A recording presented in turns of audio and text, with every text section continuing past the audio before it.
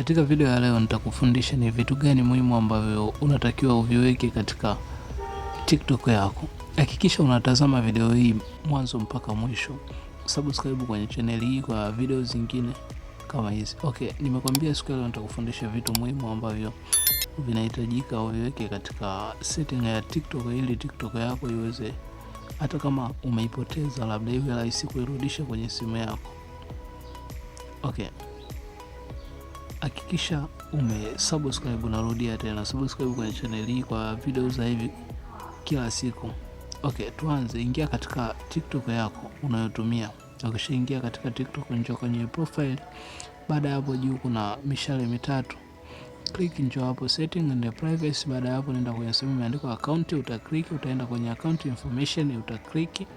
After hapo kuna phone number, kuna email, kuna date of birth. Hizi ni taarifa zako muhimu. Nenda kwenye add phone number. Hakikisha unaweka namba yako ya simu ambayo unaitumia mara kwa mara na unajua huwezi kuipoteza, au ikitokea tatizo lolote utakuwa na urahisi wa kuirudisha. Baada ya hapo ukisha verify, ndio sehemu ya email, weka email ambayo una uhakika nayo. Okay, baada ya hapo tujaribu sasa. Kama umeweka hivyo vitu, copy username. Baada ya hapo utatoka kwenye TikTok. Ukishatoka jaribu kuingia. Kama vile umesahau password ya TikTok yako, itakuletea hapo kwenye login. Utaambiwa uweke namba. Kama umeverify ile namba ya simu, basi unaweza kaitumia. Kama umesahau namba ya simu, basi email pia umesahau, tumia tu username. Kama mimi hapa nitatumia username. Nikishatumia username nitaenda kwenye continue hapa. Hii ni username ya account yangu. Baada ya hapo nitaenda sehemu imeandikwa enter password. Kwa sababu password nimeisahau, basi nitakuja need help login. Kwa nitachagua hapa kurecover kwa namba ya simu au kwa email. Wewe kama una namba ya simu tumia, kama una email tumia. Mimi kwa mfano nimepoteza namba ya simu, basi nitatumia email. Nitaiandika ile email yangu hapa. Nikishaiandika email ita continue.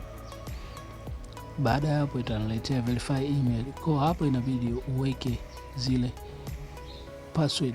Kuna namba atakutumia, utaenda kwenye Gmail, utakuta kuna ujumbe kama hapo wa TikTok. Baada ya hapo nitachukua hiyo email, itakopi. Nikisha copy nitakuja kupaste hii sehemu kama hivi. Nikisha paste kama hivi, basi ita login automatically yenyewe. Naona ni simple kabisa. Ukiwa na email, kama umesahau password na umesahau namba yako ya simu. Okay, fuata kanuni zao zenye wanakuhitaji utumie. Kwa mfano hapo wamekwambia lazima utumie umix kwenye password yako mpya ambayo unaitengeneza. Utaweka namba, utatumia leta kubwa, ni jina. Kama utaanza na jina utumie namba kubwa. Baada ya hapo utatumia hivi art. Kuna art, kuna kiulizo, kuna mshangao, kuna hashtag. Kwa utachagua moja kati ya hizo. Baada ya hapo utaona email yako ikikamilika ikiwa strong, basi utaona imefunguka, imekuja ile account yako ya mwanzo. Kwa ni simple. Kisha umesubscribe kwa video kama hizi. Bye bye.